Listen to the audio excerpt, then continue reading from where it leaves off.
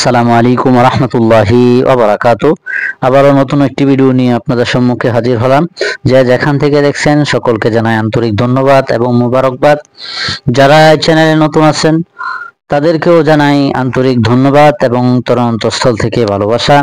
যারা এখনো সাবস্ক্রাইব করেনি অবশ্যই সাবস্ক্রাইব করবেন এবং পাশে থাকা বেল আইকনটি টিপে দিবেন ইনশাআল্লাহ। এই যে দেখতেছেন আসলে শীতের দিনের গরুর খাবার জোগাড় করতে অত্যাধিক কষ্ট হয়। এই যে আমার ছোট ভাই কিন্তু আঙ্গায় দিতেছে, আমি নিতেছি আলহামদুলিল্লাহ।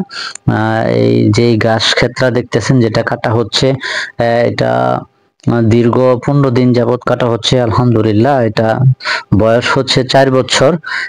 আমার যারা হাইব্রিড ওয়ান ঘাস আমার ছোট ভাই অবশ্য বাইন্দা আঙ্গায় দিতেছে, আমার বাড়ি উলি কাটটা দিছে আলহামদুলিল্লাহ। অবশ্য কাজগুলি আমরা সকলে মিলে করার চেষ্টা করি। বোঝাগুলি দেখতেছেন খুব ছোট কিন্তু অনেক ভারী, কাঁচা ঘাস আঙ্গাইতে অনেক কষ্ট হয় এবং নিতে অনেক কষ্ট হয়। এই কাজগুলি করা খুবই কষ্টদায়ক। খামার অবশ্য যারাই খামার করব অবশ্যই চিন্তা ভাবনা করে খামার করব। সঠিক ভাবে কিভাবে খামার করলে উন্নতি হওয়া যায়, কাজগুলি সঠিকভাবে করলে কিভাবে খামার উন্নতি হয়, সেই দিক বিবেচনা কিন্তু করেই কিন্তু আমাদের খামার করতে হবে।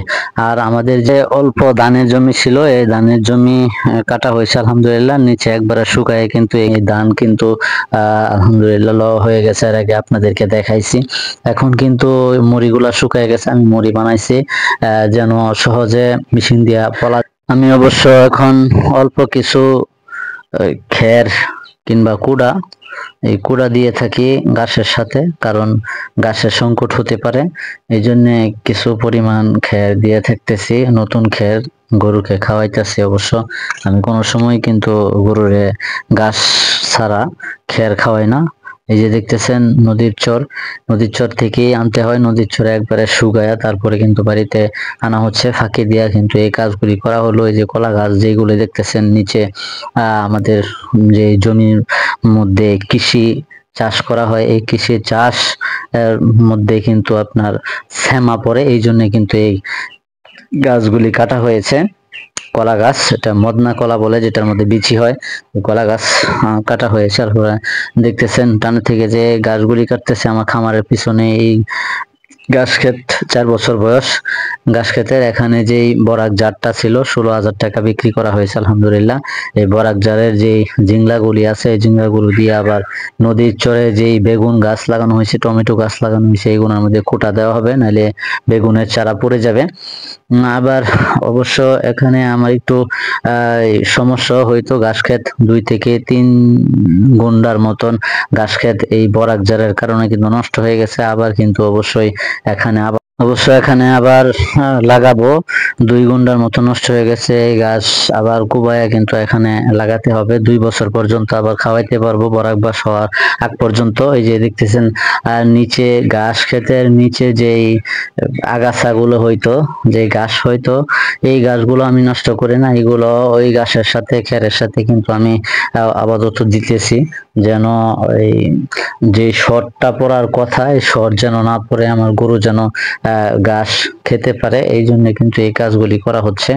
আর এই যে নিতেছে দেখতেছেন মাউল ভরে, এই মাউল সংগ্রহ করছি। এই যে আবার ঢালা হচ্ছে। আসলে কিন্তু শীতের দিনের কাজগুলি অত্যাধিক কষ্টদায়ক। শীতে এই কাজগুলি করতে হয়।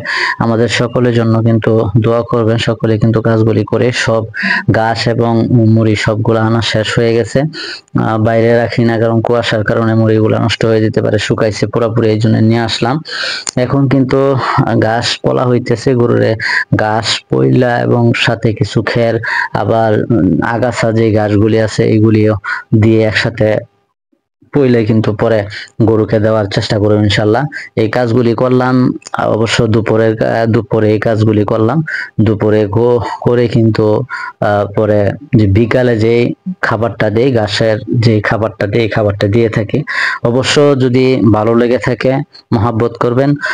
অন্য নতুন কোনো ভিডিওতে আবারও হাজির হব। আমার তৌফিক ইল্লা বিল্লাহ। এখানে শেষ করছি। আসসালামু আলাইকুম।